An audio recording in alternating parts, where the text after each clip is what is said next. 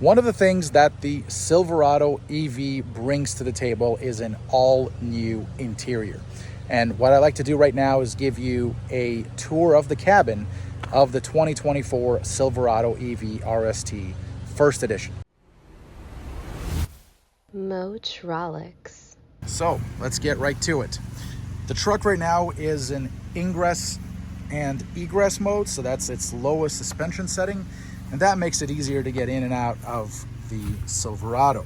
In addition to that, you see there is this step. It's a fixed step. It's not deployable. Deployable steps are not available for the Silverado EV, at least not at this time. This is the door handle. Pull on it. It's a pretty traditional GM truck door handle with keyless entry right here.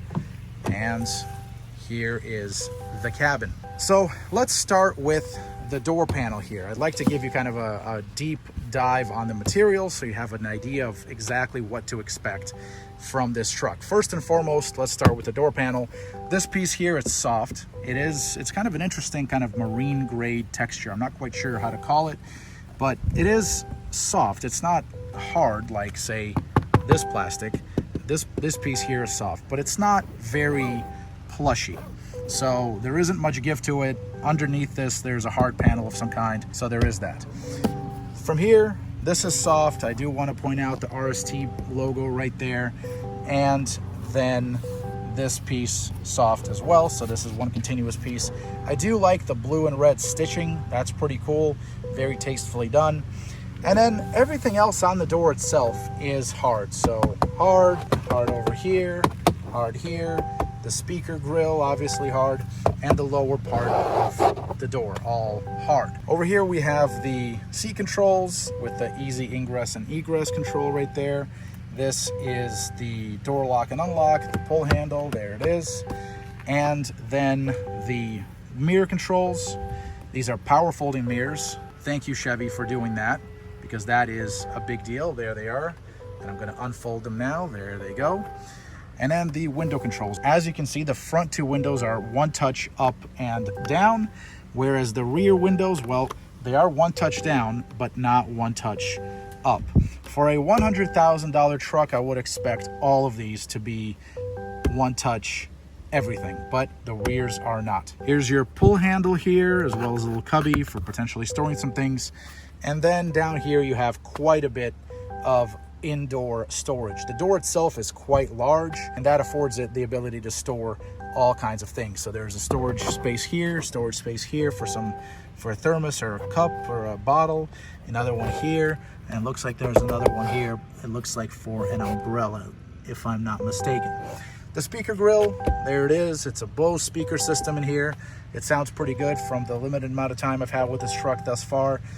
There is the piano black trim there, and let's get in. Now, the first thing you note when getting in is that there is no handle on the A-pillar. So we're back to the K2 era of GM trucks or Chevy Silverados, where there is an A-pillar handle on the passenger side, but no equivalent on the driver's side. So for those of you who do need to, you'll end up holding on to the steering wheel. So here we go, getting in.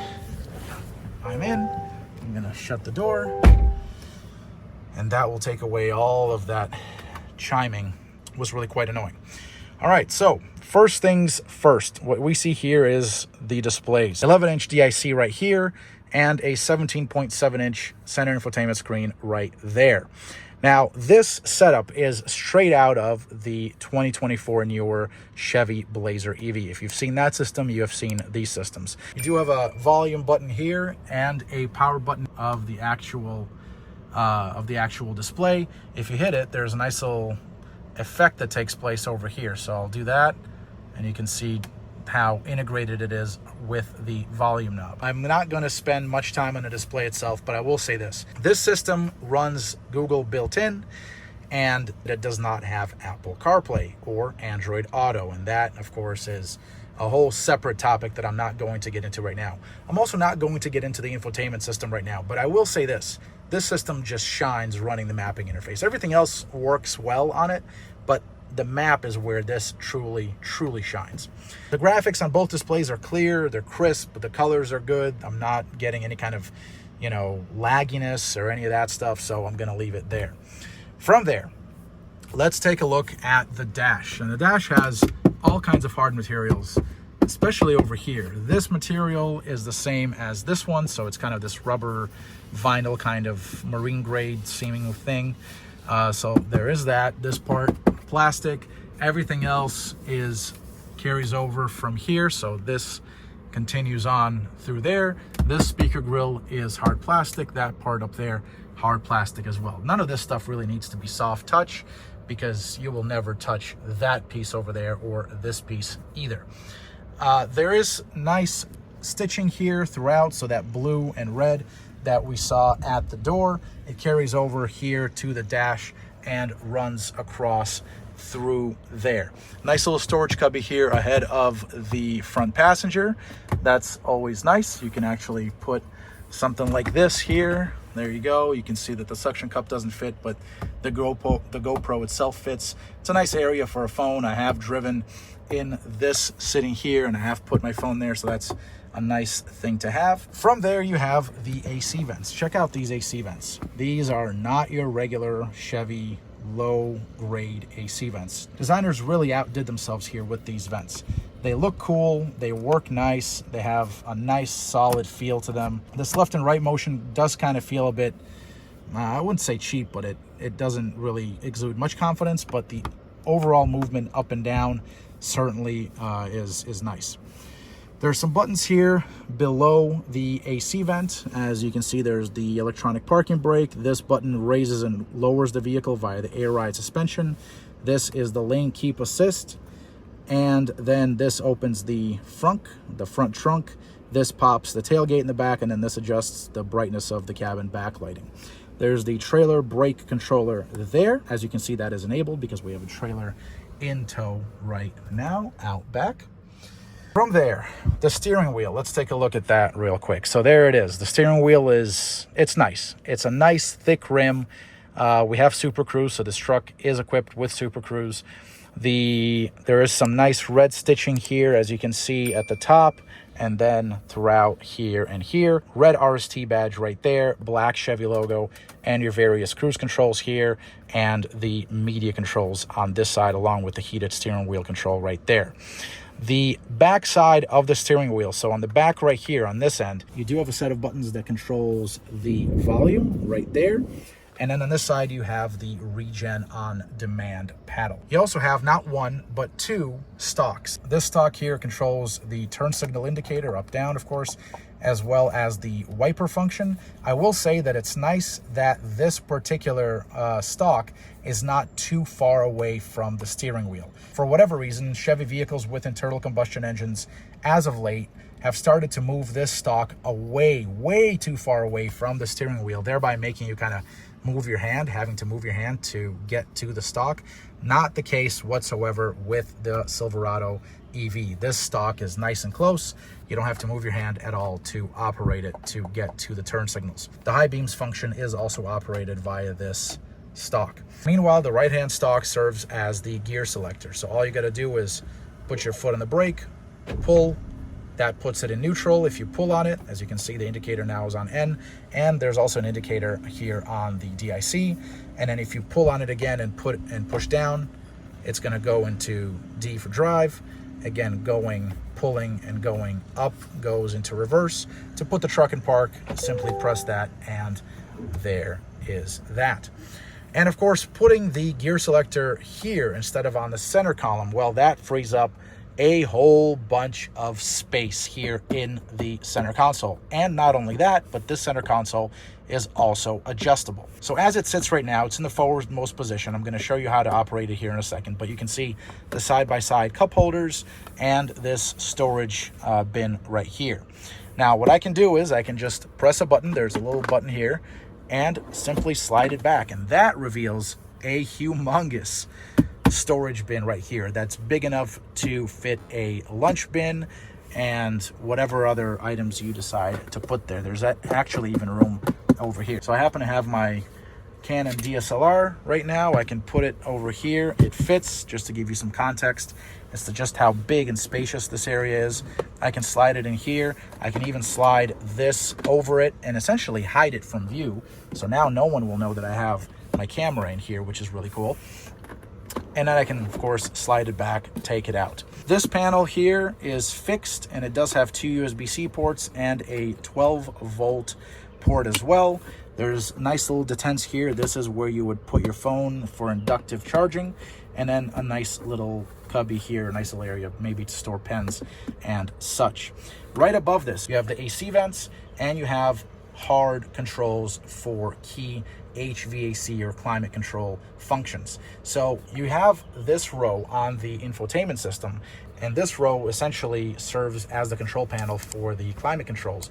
But the key controls are also replicated here below with hard buttons and dials, and that's awesome. So if I turn this to the left and right, you can see this dial. It's controlling the driver's side temperature. Same thing for the front passenger via this dial.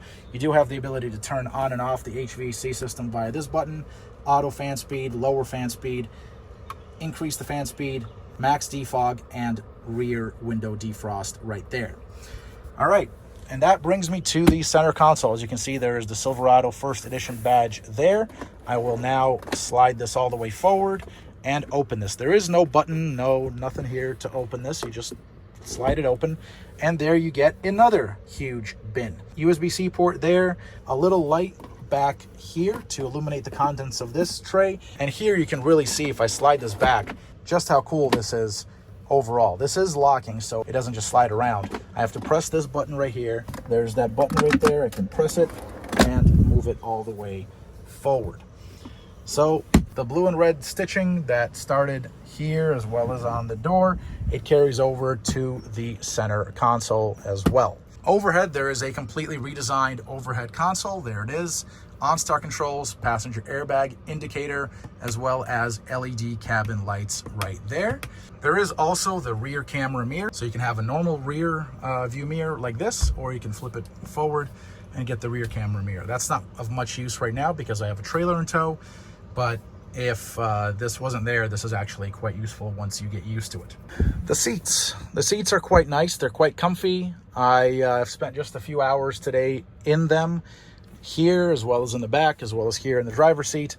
And I gotta say, these are pretty comfortable seats. The red and blue stitching, that theme carries over into the headrests and into essentially the seat itself. You can see it there. It has some nice perforations for the ventilation feature that is controlled via the screen right there. So these are ventilated and heated in the Silverado EV RST First Edition. So that's nice. And all that brings me to the sunroof. The Silverado EV RST features this humongous sunroof. You can tell just how big it is for the first time ever. So finally, the Silverado has an oversized sunroof, right? That's great. Well, it is great, but the only problem here is that there is no shade. And even though this glass is treated with all kinds of treatments that prevent too much sun from getting in, it still lets sun in. I am parked in some shade, so right now it's not much of a problem, but I can already tell that in very warm climates, this is going to be a problem where there's a lot of sun. This is going to heat up the cabin quite a bit. So I would prefer to have some kind of a manual or a power shade that would prevent sun from getting into the cabin via this sunroof. But nevertheless, a nice big sunroof, and it does work well with the big windows here. All right, let's check out the back seat. The space here is palatial.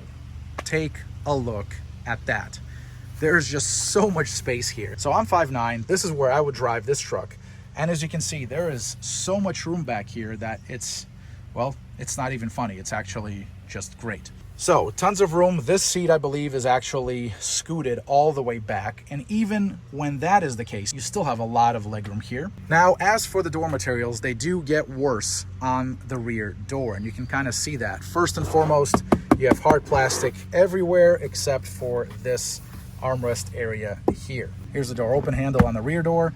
Here's the pull handle and the window control. It's one touch down, not one touch up. You have the Bose speaker grill right there, some piano black trim right here. The blue and red stitching carry over from front doors and from the cockpit there.